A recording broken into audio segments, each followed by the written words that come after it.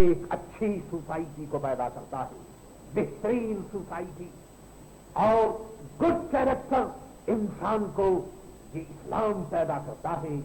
یہ کیریکٹر کو صحیح کرنے کے لیے اور سوسائٹی کی بہتری کے لیے اسلام کے پاس میرے دوستو عجیب و غریب فارمولہ ہے۔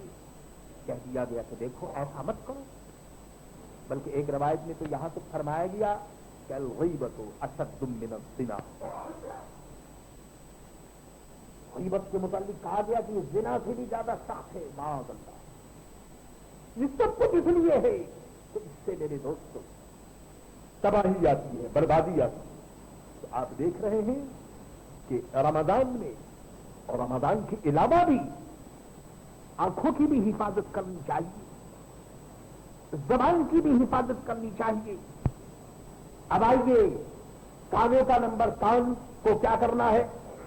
کیا اس بات کی کھلی ہوئی اجازت ہے کہ جو کچھ سننے میں آئے سب کچھ سنتے چلو، گانے بجانے کا بھی پروگرام جاری رہے اور روزہ بھی ہوتا رہے؟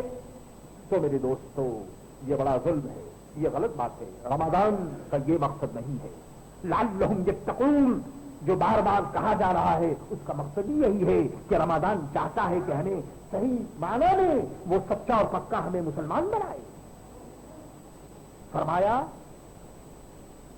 کہ مسلمان کون ہے؟ فرمایا وہ لوگ جو لغ باتوں سے احتراز کرتے ہیں، سنتے نہیں۔ اور ارشاد فرمایا کہ الاذنان، یہ جو دونوں کان ہیں، زنا ہما الاستماع، فرمایا کہ دونوں کان کی زنا یہ ہے کہ آدمی غلط قسم کی حرام اور ناجائز باتوں کو سنے۔ اللہ نے کان دیے ہیں، قرآن عظیم کی تلاوت کیجیے، قرآن سنیے، اچھی باتیں سنیے، نصیحت کی باتیں سنیے، لیکن روزہ کی حالت میں روزہ رکھتے ہوئے اور میرے دوستو ریکارڈنگ کا جو پروگرام ہے وہ بھی ہو رہا ہے، گانے بھی سنے جا رہے ہیں اور یہ تمام چیزیں ہو رہی ہیں، اور پھر یہ غلط فہمی کے ساتھ ہم روزے دار ہیں۔ سوچنا چاہیے کہ ہمارا روزہ کیسا ہے۔ اللہ اکبر۔ اور اس کے علاوہ میرے دوستو ہاتھ کے گناہ اور پاؤں کے گناہ، ہاتھ کے سلسلے میں اور زبان کے سلسلے میں وہ حدیث تو آپ نے سنی اور بڑی مشہور حدیث ہے کہ المسلم من سلم المسلمون من لسانہ ویدہ، مسلمان وہ ہے کہ جس مسلمان کی زبان سے اور ہاتھ سے دوسرا مسلمان محفوظ رہے۔ تو یہ تو ہر حال میں بنا ہے، اور خاص طور پر رمضان کے مہینے میں اگر یہ تمام چیزیں کی گئی تو اندازہ کیجیے کہ پھر میرے دوست ہمارا روزہ کیسا ہوگا۔ اللہ اکبر۔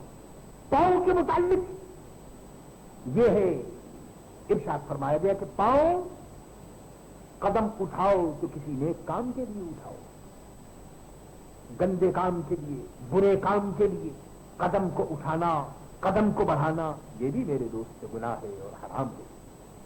آپ نے سمجھ لیا کہ یہ اخلاقی روزہ اور اس روزے کے سلسلے میں کیا فرمان ہے اور ہمارا روزہ کیسا ہونا چاہیے۔ ان معائب سے ہمارا روزہ میرے دوستوں پاک اور صاف ہونا چاہیے۔ اور اس کے علاوہ یہ بات کہنے کی ضرورت نہیں کہ روزہ رکھنے کا مطلب یہ ہے کہ اس آدمی کو 5 وقت نماز بھی پڑھنی چاہیے، اس آدمی کو زکات بھی دینی چاہیے اگر وہ صاحب نصاب ہے۔ معاذ اللہ، اس کا مطلب یہ نہیں کہ اگر ایک آدمی روزہ رکھتا ہے تو اب وہ یہ سمجھے کہ روزہ رکھنے کا مطلب یہ ہے کہ اس نے روزہ رکھ لیا اور نماز وہ ادا نہیں کرتا۔ تو یہ پہلے بتایا جا چکا ہے، کہا جا چکا ہے کہ فرائض کی پابندی ضروری ہے، نماز، روزہ، حج اور زکات۔ اگر ان میں سے کوئی آدمی نماز نہیں پڑھتا، صرف روزہ رکھتا ہے، تو میرے دوستو اس کا روزہ مقبول نہیں۔ کیوں کہ نماز بھی فرض ہے، تمام فرائض کی ادائیگی نہایت ہی ضروری ہے۔ عزیزو اور دوستو، خدا بند تعالیٰ نے رمضان جیسا مہینہ عطا فرمایا. جی اب اس مہینے میں بھی اگر ہم اپنے آپ کو سچا اور پکا مسلمان نہ بنا سکے تو بتائیے یہ بڑی بد نصیبی ہوگی اور یہ بڑی خرابی کی بات ہوگی.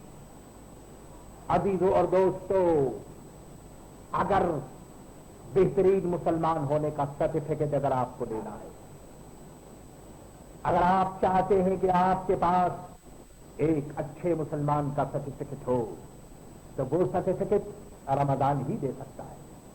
رمضان اور قرآن کے اس سرٹیفکیٹ کو حاصل کرنے کی کوشش کیجیے تو وہ سرٹیفکیٹ اللہ کے یہاں مقبول ہوگا. اور ویسے